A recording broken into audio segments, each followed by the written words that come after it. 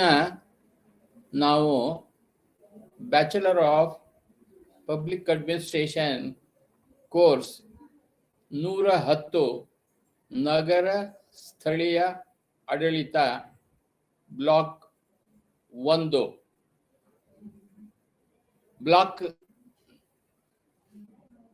4 unit 10 implementation of flagship central schemes in urban India part 3 ನಗರ ಭಾರತದಲ್ಲಿ ಪ್ರಮುಖ ಕೇಂದ್ರ ಯೋಜನೆಗಳ ಅನುಷ್ಠಾನ ಪಾಠದ ಪ್ಯಾರಾ ಉಳಿದ ಭಾಗವನ್ನು ನಾವು ಕಲಿಯುತ್ತಿದ್ದೇವೆ. ಅಮೃತ್ ಅಡಿಯಲ್ಲಿ ಇದು ಬ್ಲಾಕ್ 4 ಹಾಗೂ ಯೂನಿಟ್ 10ರ implementation of flagship central schemes in urban India ಪಾಠದ ಉಳಿದ 3ನೇ ಭಾಗ. ಅಮೃತ್ ಅಡಿಯಲ್ಲಿ ನಿರ್ಮಿಸಲಾದ ಚಂಡಮಾರುತದ ನೀರಿನ ಒಳಚರಂಡಿ ವ್ಯವಸ್ಥೆಗಳೊಂದಿಗೆ ನಗರ ಪ್ರದೇಶಗಳಲ್ಲಿ 1400ಕ್ಕೂ ಹೆಚ್ಚು ಪ್ರವಾಹದ ಸ್ಥಳಗಳನ್ನು ತೆಗೆದುಹಾಕಲಾಗಿದೆ ಮತ್ತು ಸುಮಾರು 800 ಮೋಟಾರು ರಹಿತ ಯೋಜನೆಗಳನ್ನು ಕೈಗೆತ್ತಿಕೊಳ್ಳಲಾಗಿದೆ. ಮೌಲ್ಯಮಾಪನದ ಪ್ರಕಾರ ಒಟ್ಟಾರೆಯಾಗಿ ಸುಮಾರು 79,000 ಕೋಟಿ ಯೋಜನೆಗಳು ನಿರ್ಮಾಣಕ್ಕೆ ತಳಹದಿ ಹಾಗೂ 52,000 ಕೋಟಿ ಪೂರ್ಣಗೊಂಡಿವೆ. ಒಟ್ಟಾರೆಯಾಗಿ ಅಮೃತ್ ವಸತಿ ಮತ್ತು ನಗರ ವ್ಯವಹಾರಗಳ ಸಚಿವಾಲಯ ಗೃಹ ಗುರಿಗಳನ್ನು ಸಾಧಿಸಲು ಟೀಮ್ ಇಂಡಿಯಾ ಅಂದರೆ ಕೇಂದ್ರ, ರಾಜ್ಯ, ನಗರಗಳು, ಪ್ಯಾರಾಸ್ಯಾಟಲ್ಗಳು ಮತ್ತು ಇತರ ಮಧ್ಯಸ್ಥಗಾರರು ಕೇಂದ್ರೀಕೃತ ರೀತಿಯಲ್ಲಿ ಕೆಲಸ ಮಾಡಿದೆ. ಹೀಗಾಗಿ ಅಮೃತ್ ಅಡಿಯಲ್ಲಿ ಪ್ರತಿ ಮನೆಯಲ್ಲೂ ನೀರು ಮತ್ತು ಒಳಚರಂಡಿ ಸಂಪರ್ಕದ ಖಚಿತವಾದ ಪೂರೈಕೆಯೊಂದಿಗೆ ನಲ್ಲಿಗೆ ಪ್ರವೇಶದ ಸೌಲಭ್ಯವಿದೆ ಎಂದು ಖಚಿತಪಡಿಸಿಕೊಳ್ಳಬಹುದು ಎಂದು ತೀರ್ಮಾನಿಸಬಹುದು. ನಗರಗಳ ಸೌಕರ್ಯ ಮೌಲ್ಯದಲ್ಲಿ ಹೆಚ್ಚಳ ಮತ್ತು ಮಾಲಿನ್ಯ ಮಟ್ಟದಲ್ಲಿ ಕಡಿತ. ಈ ಯೋಜನೆಯ ಎಲ್ಲಾ ಫಲಿತಾಂಶಗಳು ನಾಗರಿಕರಿಗೆ, ವಿಶೇಷವಾಗಿ ಮಹಿಳೆಯರಿಗೆ ಅವಶ್ಯಕವಾಗಿದೆ. ಯೋಜನೆಯ ಪ್ರಮುಖ ಅಂಶಗಳೆಂದರೆ ನೀರು ಸರಬರಾಜು, ಒಳಚರಂಡಿ ಮತ್ತು ಸೆಪ್ಟೇಜ್ ನಿರ್ವಹಣೆ, ಮಳೆ ನೀರು ಒಳಚರಂಡಿ, ನಗರ ಸಾರಿಗೆ, ಹಸಿರು ಸ್ಥಳಗಳು ಮತ್ತು ಉದ್ಯಾನವನಗಳ ಅಭಿವೃದ್ಧಿ, ಸಾಮರ್ಥ್ಯ ವರ್ಧನೆ ಮತ್ತು ಸುಧಾರಣೆ ಅನುಷ್ಠಾನ.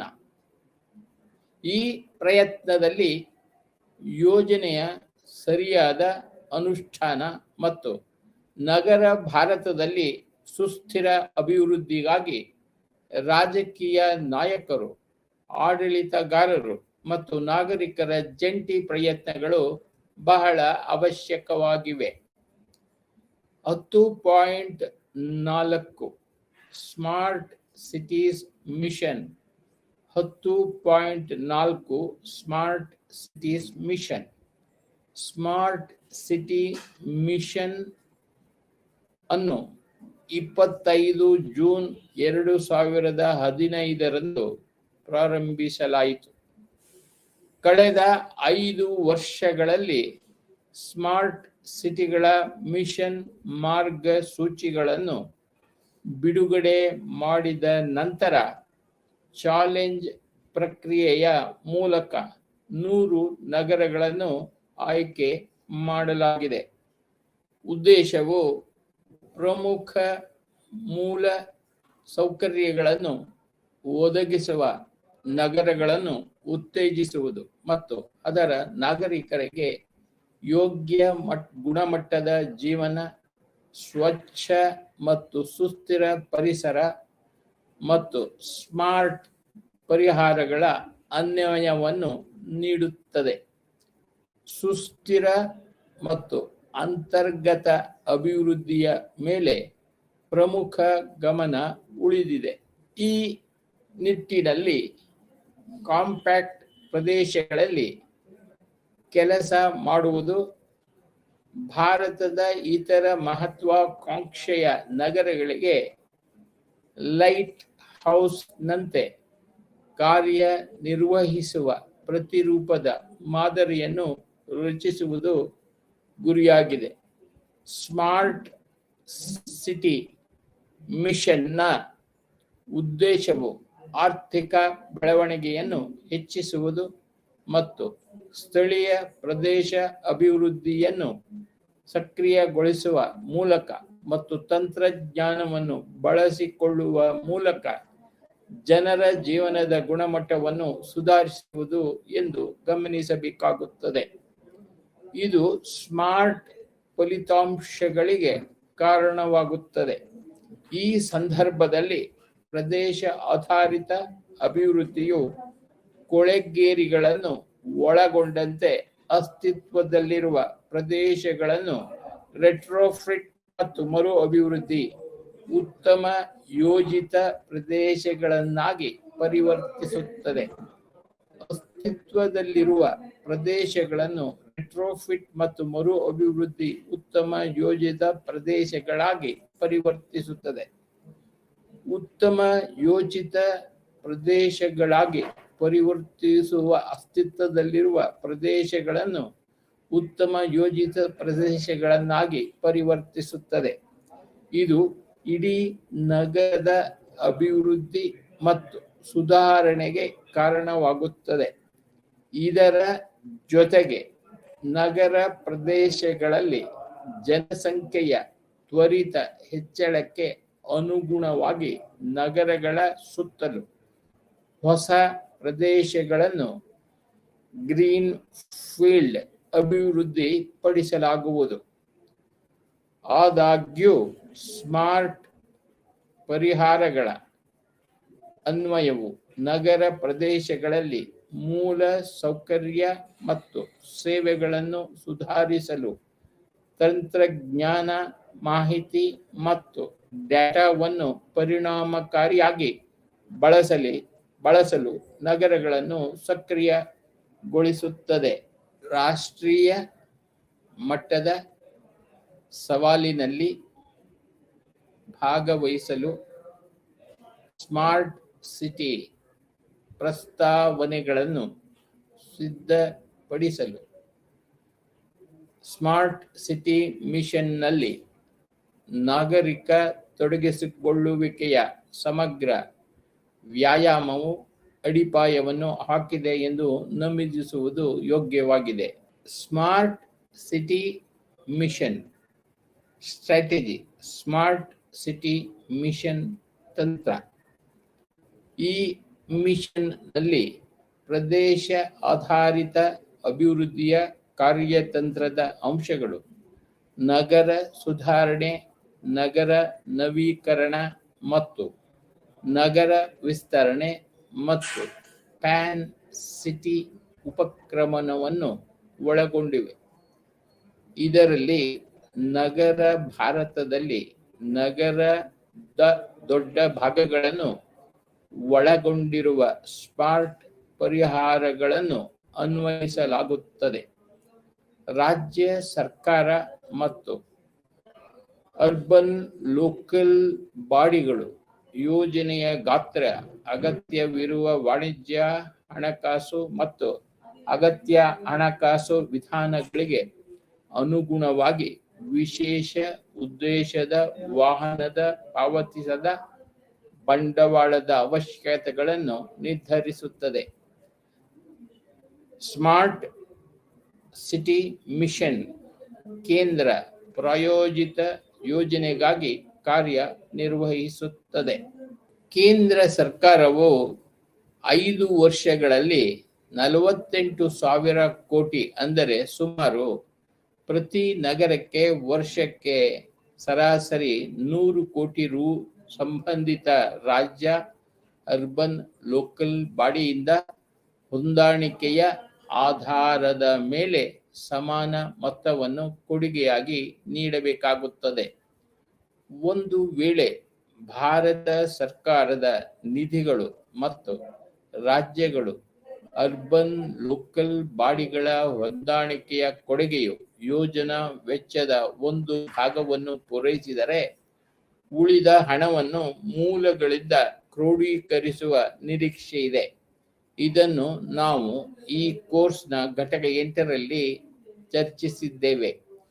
ನಗರಗಳ ಆಯ್ಕೆಯ ನಂತರ ಅನುಷ್ಠಾನದ ಪ್ರಕ್ರಿಯೆಯು ಪ್ರಾರಂಭವಾಗುತ್ತದೆ. ಇದನ್ನು ಮುಂಬರುವ ಉಪವಿಭಾಗದಲ್ಲಿ ವಿವರಿಸಲಾಗಿದೆ. Smart city mission implementation. Smart city ಮಿಷನ್ನ ಅನುಷ್ಠಾನ. ಸ್ಮಾರ್ಟ್ ಸಿಟಿ ಮಿಷನ್ ಅಡಿಯಲ್ಲಿ ಮಿಷನ್ ಮತ್ತು ಯೋಜನೆಗಳು ಬಲವಾದ ಗುಣಾತ್ಮಕ ಅಂಶವನ್ನು ಹೊಂದಿವೆ. ಯೋಜನೆಗಳ ಅನುಷ್ಠಾನದ ಪ್ರಗತಿಯು ಸ್ಮಾರ್ಟ್ ಸಿಟಿಯ ಆಯ್ಕೆಯ ದಿನಾಂಕವನ್ನು ಅವಲಂಬಿಸಿರುತ್ತದೆ. ಗಮನಿಸಬೇಕಾದ ಸಂಗತಿ ಎಂದರೆ, ಆಯ್ಕೆಯಾದ ನಂತರ ನಗರದ ಮೈದಾನದಲ್ಲಿ ಯೋಜನೆಗಳನ್ನು ಅನುಷ್ಠಾನಗೊಳಿಸಲು ಪ್ರಾರಂಭಿಸಲು ಸುಮಾರು 18 ತಿಂಗಳುಗಳನ್ನು ತೆಗೆದುಕೊಳ್ಳುತ್ತದೆ. Implementation status. ಅನುಷ್ಠಾನ ಸ್ಥಿತಿ. ಸ್ಮಾರ್ಟ್ ಸಿಟಿ ಮಿಷನ್ನ ಅನುಷ್ಠಾನವನ್ನು ಎಸ್ಪಿವಿಯಿಂದ ಮಾಡಲಾಗುತ್ತದೆ. ಇದು ಅಭಿವೃದ್ಧಿ ಯೋಜನೆ, ಅನುಷ್ಠಾನ, ಮೇಲ್ವಿಚಾರಣೆ ಮತ್ತು ಮೌಲ್ಯಮಾಪನದಲ್ಲಿ ಕೊಡುಗೆ ನೀಡುತ್ತದೆ. ಕಂಪನಿಗಳ ಕಾಯ್ದೆ 2013ರ ಅಡಿಯಲ್ಲಿ ಸೀಮಿತ ಕಂಪನಿಯ ರೂಪದಲ್ಲಿ ಸ್ಮಾರ್ಟ್ ಸಿಟಿಯಲ್ಲಿ ನಗರ ಮಟ್ಟದಲ್ಲಿ ಇದನ್ನು ಸ್ಥಾಪಿಸಲಾಗಿದೆ ಮತ್ತು ರಾಜ್ಯ, ಯೂನಿಯನ್ ಟೆರಿಟರಿ ಮತ್ತು ಅರ್ಬನ್ ಲೋಕಲ್ ಬಾಡಿಗಳು ಜಂಟಿಯಾಗಿ 50:50 ಈಕ್ವಿಟಿ ಷೇರುಗಳೊಂದಿಗೆ ಪ್ರಚಾರ ಮಾಡಲಾಗಿದೆ. ಪ್ರಾಜೆಕ್ಟ್ ಮ್ಯಾನೇಜ್ಮೆಂಟ್ ಕನ್ಸಲ್ಟೆಂಟ್ಗಳು ನೀರು ಸರಬರಾಜು, ಸ್ಮಾರ್ಟ್ ರಸ್ತೆಗಳು, ಪರಂಪರೆ ಮತ್ತು ಸ್ಥಳ ತಯಾರಿಕೆ, ಸ್ಮಾರ್ಟ್ ಐಟಿ ಮತ್ತು ಸಂವಹನ, ಅಪ್ಲಿಕೇಶನ್ ಆಧಾರಿತ ನಾಗರಿಕ ಸೇವಾ ವಿತರಣಾ ವ್ಯವಸ್ಥೆಯನ್ನು ಒಳಗೊಂಡಿರುವ ಬಹು ವಲಯಗಳಲ್ಲಿ ಅನುಷ್ಠಾನಕ್ಕಾಗಿ ಯೋಜನೆಗಳನ್ನು ವಿನ್ಯಾಸಗೊಳಿಸಲು ಮತ್ತು ಅಭಿವೃದ್ಧಿಪಡಿಸಲು ಸ್ಮಾರ್ಟ್ ಸಿಟಿ ಎಸ್ಪಿವಿಗಳನ್ನು ಬೆಂಬಲಿಸುತ್ತದೆ. ಪ್ರತಿ ಸ್ಮಾರ್ಟ್ ಸಿಟಿಯು ಎಸ್ಪಿಯನ್ನು ಹೊಂದಿದೆ. ಇದು ಪೂರ್ಣ ಸಮಯದ ಮುಖ್ಯ ನಿರ್ವಾಹಕ ಅಧಿಕಾರಿ ಸಿಇಒ ನೇತೃತ್ವದಲ್ಲಿದೆ ಮತ್ತು ಅದರ ಮಂಡಳಿಯಲ್ಲಿ ಕೇಂದ್ರ ಸರ್ಕಾರ, ರಾಜ್ಯ ಸರ್ಕಾರ ಮತ್ತು ಅರ್ಬನ್ ಲೋಕಲ್ ಬಾಡಿಗಳ ನಾಮನಿರ್ದೇಶಿತರನ್ನು ಹೊಂದಿರುತ್ತದೆ. ರಾಜ್ಯಗಳು, ಅರ್ಬನ್ ಲೋಕಲ್ ಬಾಡಿಗಳು ಎಸ್ಪಿವಿಗೆ ಸಮರ್ಪಿತ ಮತ್ತು ಗಣನೀಯ ಆದಾಯದ ಹರಿವನ್ನು ಲಭ್ಯವಾಗುವಂತೆ ನೋಡಿಕೊಳ್ಳಬೇಕು. ಇದರಿಂದಾಗಿ ಸ್ವತಃ ಸಮರ್ಥನೀಯವಾಗುವಂತೆ ಮತ್ತು ಮಾರುಕಟ್ಟೆಯಿಂದ ಹೆಚ್ಚುವರಿ ಸಂಪನ್ಮೂಲಗಳನ್ನು ಸಂಗ್ರಹಿಸಲು ತನ್ನದೇ ಆದ ಕ್ರೆಡಿಟ್ ಅರ್ಹತೆಯನ್ನು ವಿಕಸನಗೊಳಿಸಬಹುದು.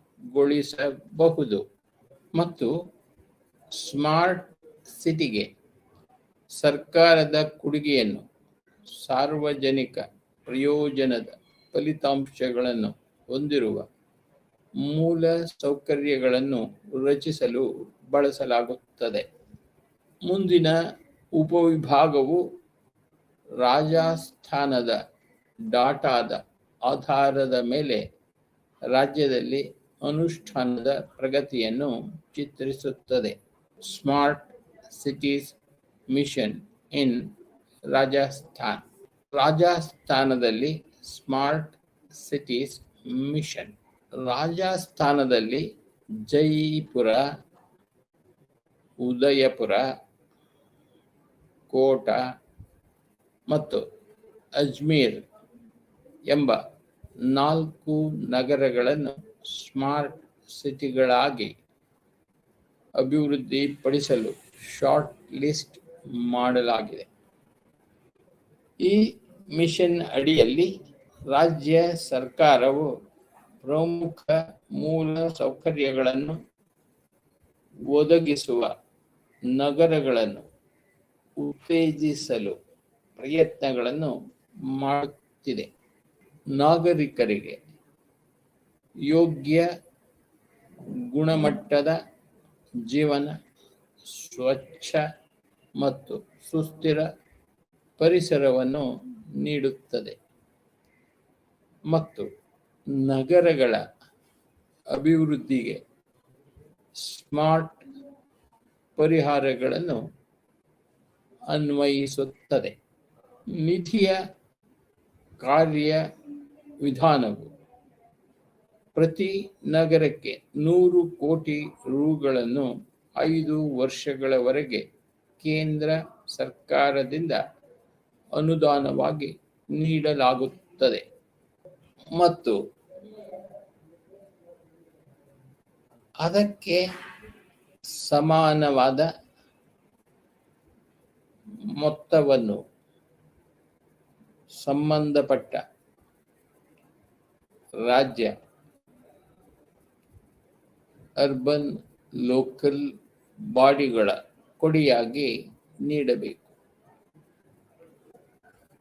ಗಮನಿಸಬೇಕಾದ ಅಂಶವೆಂದರೆ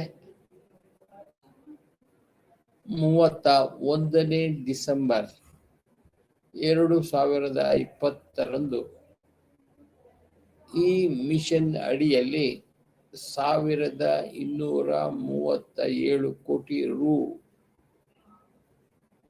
ಹಾಗೂ 1744 ಕೋಟಿ ಸ್ಮಾರ್ಟ್ ಸಿಟಿ ಯೋಜನೆಯಲ್ಲಿ ಬಯಲು ಜಿಮ್ಗಳು, ಅಗ್ನಿಶಾಮಕ ಜೀಪುಗಳು ಮತ್ತು ಬೈಕ್ಗಳನ್ನು ಒದಗಿಸುವುದು, ಸೋಲಾರ್ ಮಾಸ್ಟರ್ ಪ್ಲಾನ್ ತಯಾರಿಕೆ ಮತ್ತು ಸೋಲಾರ್ ಸಿಟಿ ಸೆಲ್, ಸ್ಮಾರ್ಟ್ ರಸ್ತೆಗಳು, ಸ್ಮಾರ್ಟ್ ಕ್ಲಾಸ್ ರೂಮ್ಗಳು, ಸ್ಮಾರ್ಟ್ ಶೌಚಾಲಯಗಳು, ಬೀದಿ ದೀಪಗಳ ರಚನೆಯಂತಹ ಕೆಲಸಗಳನ್ನು ಅನುಸರಿಸುವುದು ಗಮನಿಸಬೇಕಾದ ಸಂಗತಿ.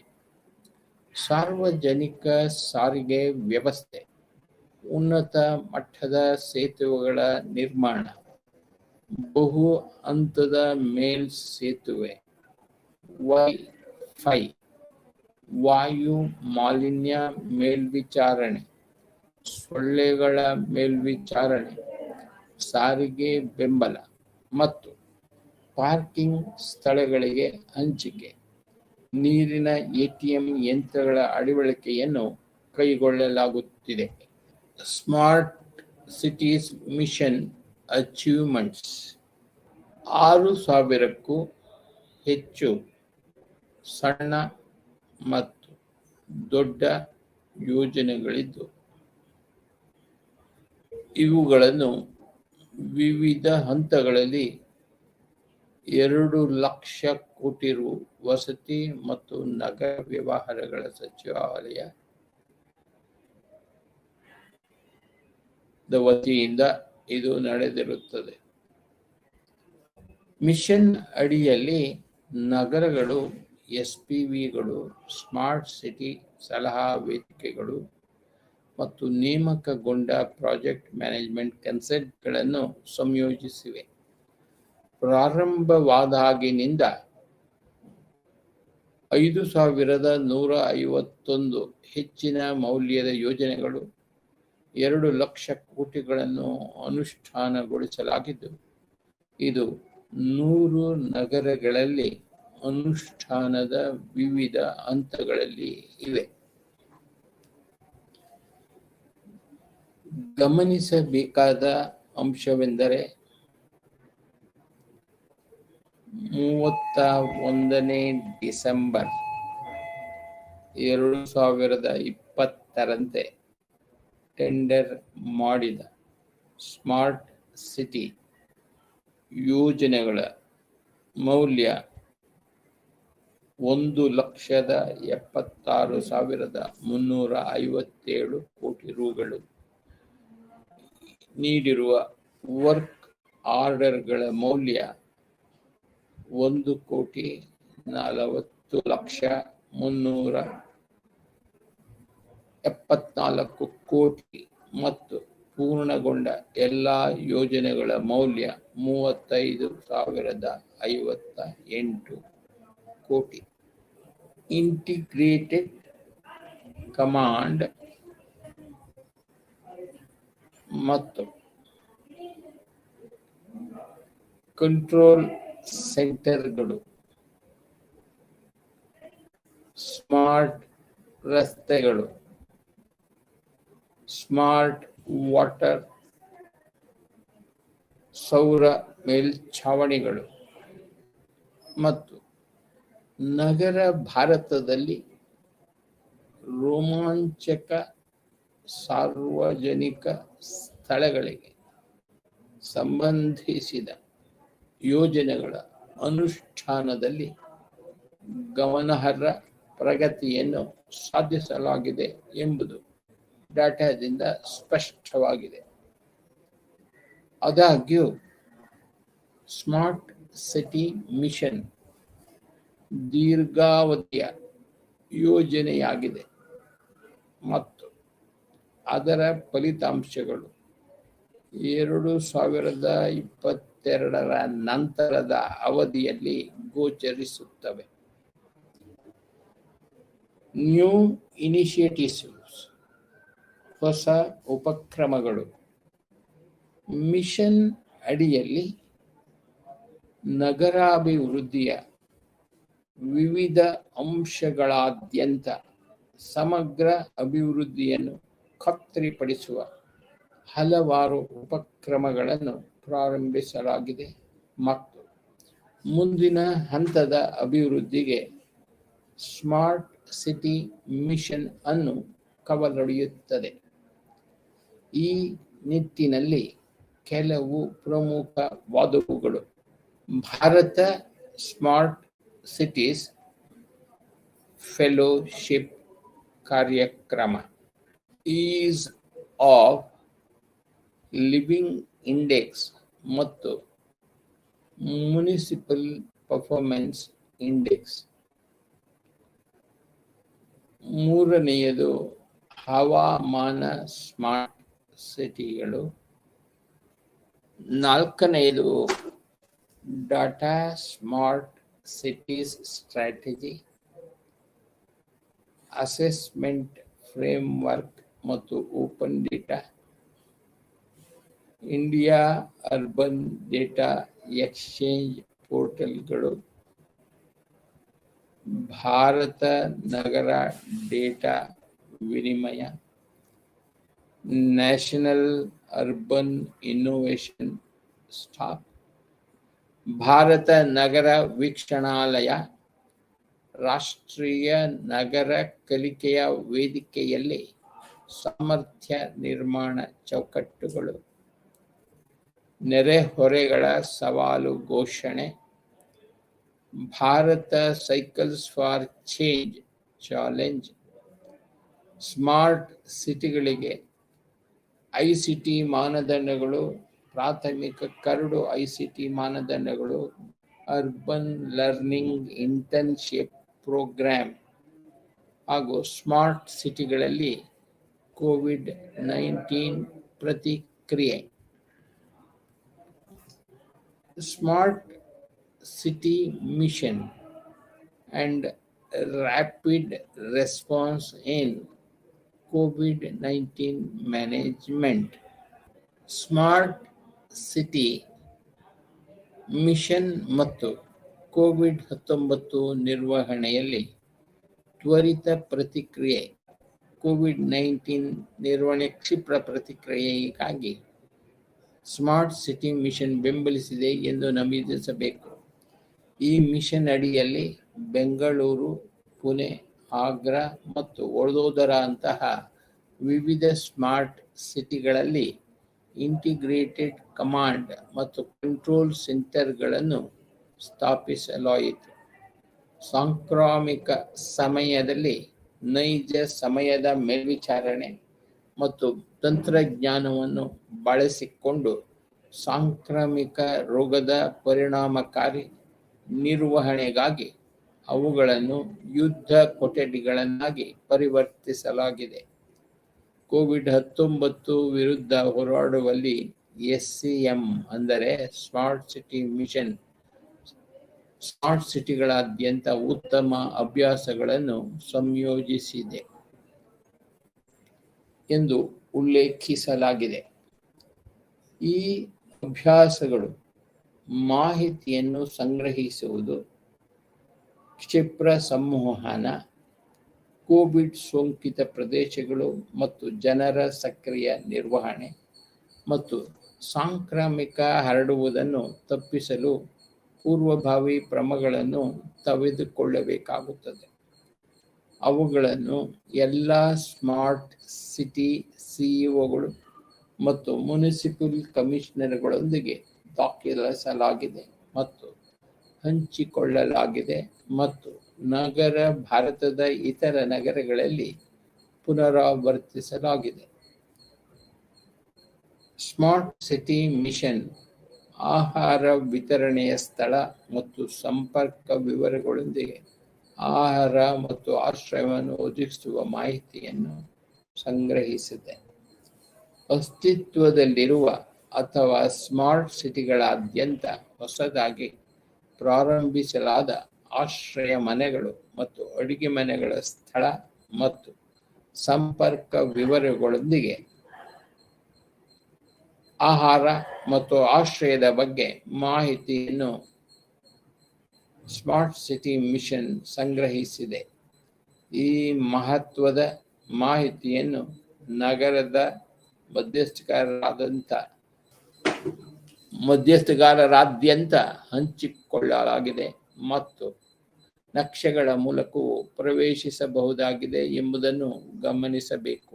ಸ್ಮಾರ್ಟ್ ಸಿಟಿ ಮಿಷನ್ ಸ್ಮಾರ್ಟ್ ಸಿಟಿಯ ಒಳಗೆ ಮತ್ತು ಹೊರಗೆ ಪುನರಾವರ್ತಿಸಬಹುದಾದ ಉದಾಹರಣೆಗಳನ್ನು ಹೊಂದಿಸಲು ಇಚ್ಛಿಸಲಾಗಿದೆ. ನಗರ ಭಾರತದಲ್ಲಿ ಇದೇ ರೀತಿಯ ನಗರಗಳ ಸೃಷ್ಟಿಗೆ ವೇಗವರ್ಧಕವಾಗಿದೆ. ಭಾರತದಲ್ಲಿ ನಗರಗಳು ಎದುರಿಸುತ್ತಿರುವ ಸವಾಲುಗಳನ್ನು ಅವರು ಬೆಳೆಯಲು ಅನುವು ಮಾಡಿಕೊಡುವ ರೀತಿಯಲ್ಲಿ ಜಯಿಸಬಹುದಾಗಿದೆ. ಆದರೆ ಸಂಪನ್ಮೂಲಗಳ ಬಳಕೆಯನ್ನು ಸುಧಾರಿಸಬಹುದು ಮತ್ತು ಮಾಲಿನ್ಯ ಮಟ್ಟ ಮತ್ತು ಬಡತನವನ್ನು ಕಡಿಮೆ ಮಾಡಬಹುದು. ರಾಜಕೀಯ ನಾಯಕರು, ಆಡಳಿತಗಾರರು ಮತ್ತು ನಾಗರಿಕರ ಜಂಟಿ ಮತ್ತು ಪ್ರಾಮಾಣಿಕ ಪ್ರಯತ್ನಗಳು ನಗರ ಪ್ರದೇಶಗಳ ಅಪೇಕ್ಷಿತ ಭವಿಷ್ಯವನ್ನು ರೂಪಿಸಲು ಕೊಡುಗೆ ನೀಡುತ್ತವೆ. ಇದರ ಪರಿಣಾಮವಾಗಿ ನಾಗರಿಕರು ಮತ್ತು ಸರ್ಕಾರದ ನಡುವಿನ ವಿಶ್ವಾಸವನ್ನು ಹೆಚ್ಚಿಸಲು ಸುಸ್ಥಿರತೆ, ಉತ್ತಮ ಸೇವೆ ವಿತರಣೆ ಮತ್ತು ಹೊಣೆಗಾರಿಕೆಯನ್ನು ಹೆಚ್ಚಿಸಲು ನೀತಿ ನಿರೂಪಣೆ ಮತ್ತು ಅನುಷ್ಠಾನದಲ್ಲಿ ನಾಗರಿಕರ ಭಾಗವಹಿಸುವಿಕೆ ಅಗತ್ಯವಾಗಿದೆ. ಈ ರೀತಿಯ ಸಕ್ರಿಯಗೊಳಿಸುವ ಪರಿಸರವು ಎಲ್ಲರಿಗೂ ಅವಕಾಶಗಳನ್ನು ಪ್ರತಿಬಿಂಬಿಸುತ್ತವೆ. ಮೂಲಭೂತ ಸೇವೆಗಳು, ಇಂಧನ, ವಸತಿ, ಸಾರಿಗೆ ಇತ್ಯಾದಿಗಳಿಗೆ ಸುಲಭ ಪ್ರವೇಶದೊಂದಿಗೆ ಜೊತೆಗೆ ಇದು ನಗರ ಪ್ರದೇಶಗಳಲ್ಲಿ ಅಂತರ್ಗತ ಸುರಕ್ಷಿತ ಸ್ಥಿತಿಸ್ಥಾಪಕ ಮತ್ತು ಸುಸ್ಥಿರ ಮಾನವ ವಸಾಹತುಗಳಿಗೆ ದಾರಿ ಮಾಡಿಕೊಡುತ್ತದೆ. ಈ ನಿಟ್ಟಿನಲ್ಲಿ ನಗರ ಮತ್ತು ಗ್ರಾಮೀಣ ಪ್ರದೇಶಗಳ ನಡುವಿನ ಸಂಪರ್ಕವನ್ನು ಬಲಪಡಿಸುವ ಜೊತೆಗೆ ಸುಸ್ಥಿರ ಅಭಿವೃದ್ಧಿಗಾಗಿ ಅವರ ಅಸ್ತಿತ್ವದಲ್ಲಿರುವ ಆರ್ಥಿಕ, ಸಾಮಾಜಿಕ ಮತ್ತು ಪರಿಸರ ಸಂಬಂಧಗಳನ್ನು ನಿರ್ಮಿಸುವ ಮೂಲಕ ನಗರ ಮತ್ತು ಗ್ರಾಮೀಣ ನಿವಾಸಿಗಳ ಜೀವನವನ್ನು ಸುಧಾರಿಸಲು ಸಮಗ್ರ ನೀತಿಗಳ ಅಗತ್ಯವಿದೆ. ಸುಸ್ಥಿರ ನಗರಗಳು ಮತ್ತು ಸಮುದಾಯಗಳ ಮೇಲಿನ ಸುಸ್ಥಿರ ಅಭಿವೃದ್ಧಿ ಗುರಿ 11 ಸಹ ನಗರಗಳ ಸುಸ್ಥಿರ ಅಭಿವೃದ್ಧಿಯಲ್ಲಿ ಪ್ರಮುಖ ಪಾತ್ರವನ್ನು ವಹಿಸುತ್ತದೆ ಎಂದು ಹೇಳುತ್ತದೆ. ಏಕೆಂದರೆ ಅವು ಜನರಿಗೆ ಆರ್ಥಿಕವಾಗಿ ಮತ್ತು ಸಾಮಾಜಿಕವಾಗಿ ಏಳಿಗೆಗೆ ಅವಕಾಶಗಳನ್ನು ನೀಡುತ್ತವೆ. ಭಾರತ ಸರ್ಕಾರವು ಸಸ್ಟೈನಬಲ್ ಡೆವಲಪ್ಮೆಂಟ್ ಗ್ರೂಪ್ಗಳನ್ನು ಅನುಷ್ಠಾನಗೊಳಿಸುತ್ತಿದೆ ಮತ್ತು ಸಬ್ಕಾ ಸಾಥ್,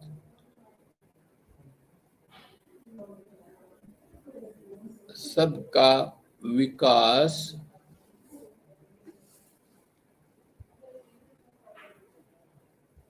ಸಬ್ಕಾ ವಿಶ್ವಾಸ್ ಮತ್ತು ಸಬ್ಕಾ ಪ್ರಯಾಸ್ ಅನ್ನು ಖಚಿತಪಡಿಸಿಕೊಳ್ಳಲು ಗುರಿಗಳನ್ನು ಸಾಧಿಸಲು ಬಲವಾಗಿ ಬದ್ಧವಾಗಿದೆ.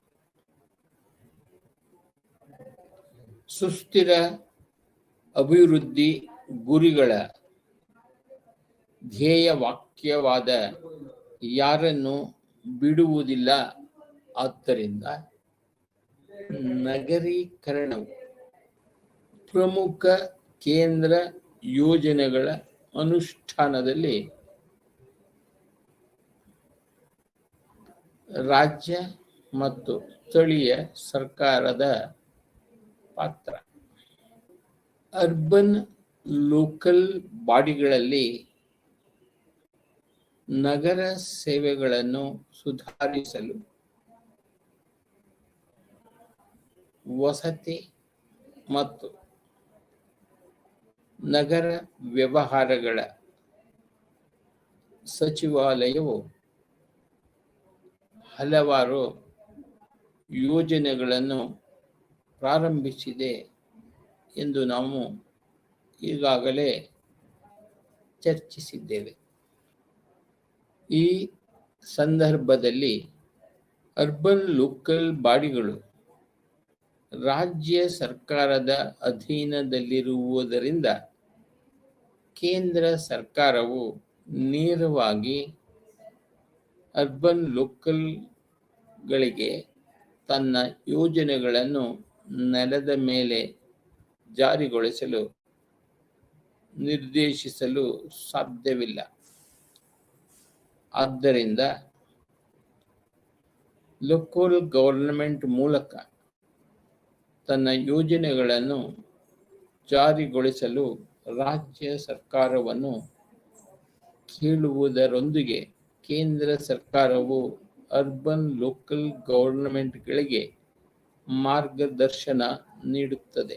ಅಮೃತ್ ಪ್ರಕರಣದಲ್ಲಿ ಅರ್ಬನ್ ಲೋಕಲ್ ಬಾಡಿಗಳು ಅದರ ಅನುಷ್ಠಾನಕ್ಕೆ ಜವಾಬ್ದಾರರಾಗಿರುತ್ತಾರೆ. ಈ ನಿಟ್ಟಿನಲ್ಲಿ ಮುನಿಸಿಪಲ್ ಕಮಿಷನರ್ SLIPಯನ್ನು ಸಕಾಲಿಕವಾಗಿ ಸಿದ್ಧಪಡಿಸುವುದನ್ನು ಖಾತ್ರಿಪಡಿಸುತ್ತಾರೆ. ಅನುಮೋದಿತ SAAP ಅಲ್ಲಿನ ಯೋಜನೆಗಳಿಗೆ ಅರ್ಬನ್ ಲೋಕಲ್ ಬಾಡಿಗಳು DPR ಮತ್ತು ಬಿಡ್ ದಾಖಲೆಗಳನ್ನು ಅಭಿವೃದ್ಧಿಪಡಿಸುತ್ತವೆ.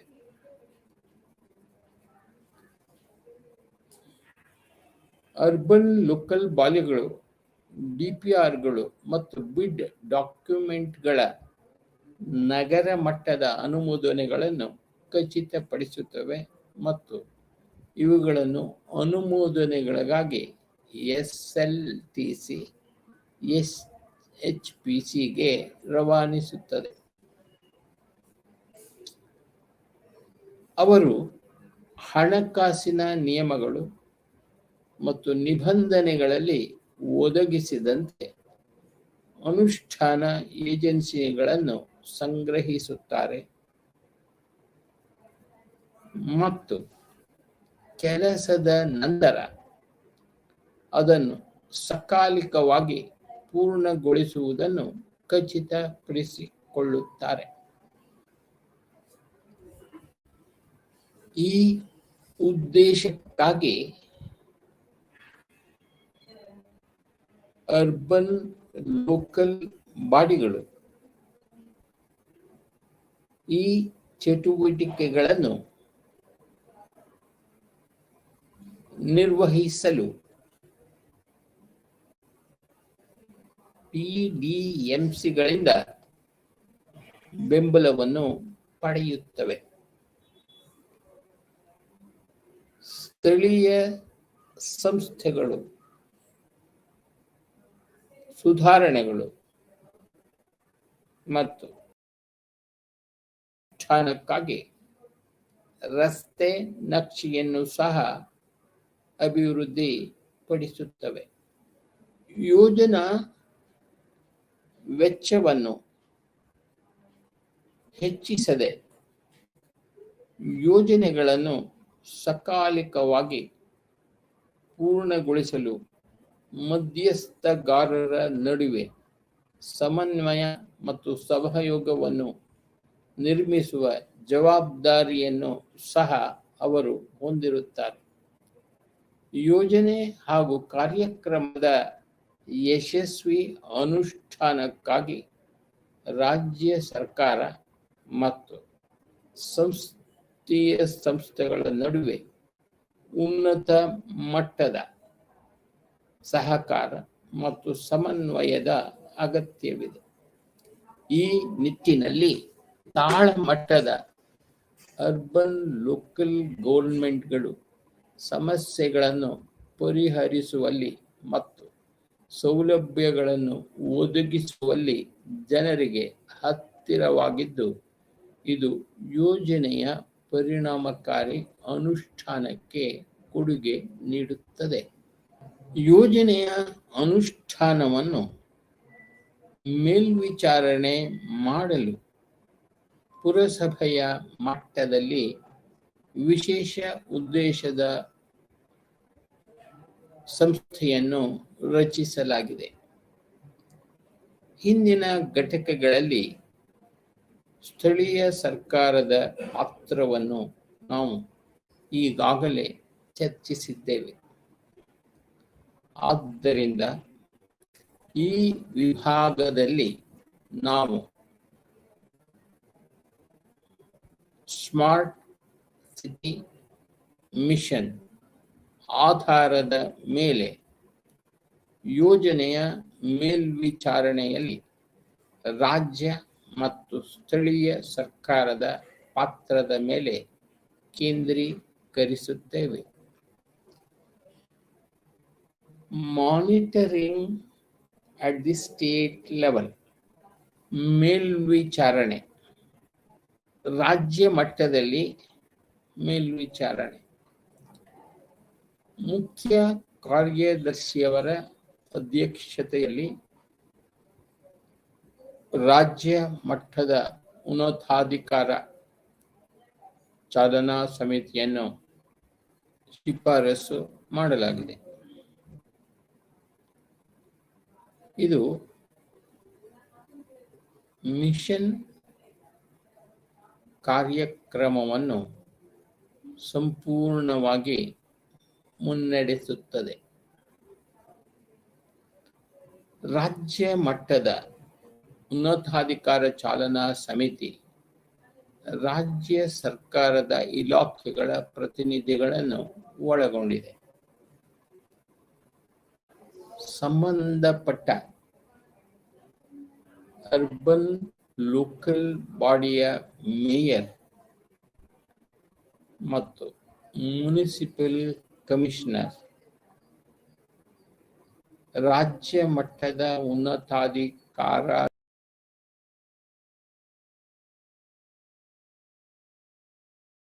ಾರೆ. ಹೆಚ್ಚುವರಿಯಾಗಿ ರಾಜ್ಯ ಮಿಷನ್ ನಿರ್ದೇಶಕರು ರಾಜ್ಯ ಸರ್ಕಾರದಿಂದ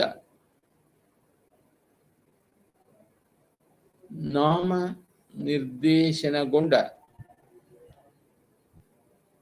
ರಾಜ್ಯ ಸರ್ಕಾರದ ಕಾರ್ಯದರ್ಶಿಯ ಶ್ರೇಣಿಗಿಂತ ಕಡಿಮೆ ಇಲ್ಲದ ಅಧಿಕಾರಿಯಾಗಬೇಕು ಎಂದು ಹೇಳಲಾಗಿದೆ. ರಾಜ್ಯ ಮಿಷನ್ ನಿರ್ದೇಶಕರು ರಾಜ್ಯ ಮಟ್ಟದ ಉನ್ನತಾಧಿಕಾರ ಚಾಲನಾ ಸಮಿತಿಯ ಸದಸ್ಯ ಕಾರ್ಯದರ್ಶಿಯಾಗಿ ಕಾರ್ಯನಿರ್ವಹಿಸುತ್ತಾರೆ. HPCಯ ಪ್ರಮುಖ ಜವಾಬ್ದಾರಿಗಳು: ಸ್ಮಾರ್ಟ್ ಸಿಟಿಗಳ ಅಭಿವೃದ್ಧಿಗೆ ಸಂಬಂಧಿಸಿದಂತೆ ವಿಚಾರ ವಿನಿಮಯಕ್ಕಾಗಿ ಮಿಷನ್ ಮತ್ತು ರಾಜ್ಯ ಮಟ್ಟದ ವೇದಿಕೆಗೆ ಮಾರ್ಗದರ್ಶನವನ್ನು ಒದಗಿಸುವುದು. ಮೊದಲ ಹಂತದ ಅಂತರರಾಜ್ಯ ಸ್ಪರ್ಧೆಯ ಪ್ರಕ್ರಿಯೆಯನ್ನು ಮೇಲ್ವಿಚಾರಣೆ ಮಾಡಿ ಮತ್ತು ಸುಸ್ಥಿರ ನಗರಗಳ ಕಾರ್ಯಕ್ರಮಗಳನ್ನು ಪರಿಶೀಲಿಸಿ ಮತ್ತು ಅದನ್ನು MOUDಗೆ ಕಳುಹಿಸುವುದು. Monitoring at the city level. 100 ನಗರ ಮಟ್ಟದಲ್ಲಿ ಮಾನಿಟರಿಂಗ್, 100 ಸ್ಮಾರ್ಟ್ ಸಿಟಿಗಳಾಗಿ ನಗರ ಮಟ್ಟದಲ್ಲಿ ಸ್ಮಾರ್ಟ್ ಸಿಟಿ ಸಲಹಾ ವೇದಿಕೆಯನ್ನು ಸ್ಥಾಪಿಸಲು ಶಿಫಾರಸು ಮಾಡಲಾಗಿದೆ.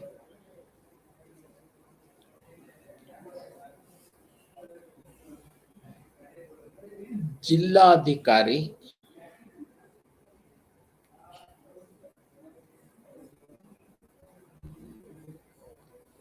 ಸಂಸದರು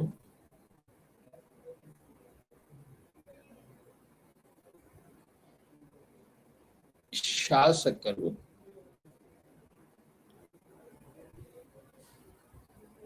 ಮೇಯರ್ SPV CEO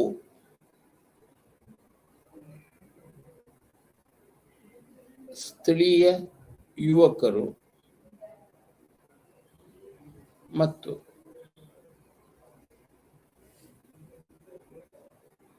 ತಾಂತ್ರಿಕ ತಜ್ಞರನ್ನು ಒಳಗೊಂಡಂತೆ ವಿವಿಧ ಮಧ್ಯಸ್ಥಗಾರರ ನಡುವೆ ಸಲಹೆ ಮತ್ತು ಸಹಯೋಗವನ್ನು ಸಕ್ರಿಯಗೊಳಿಸುವುದು ಇದರ ಉದ್ದೇಶವಾಗಿದೆ.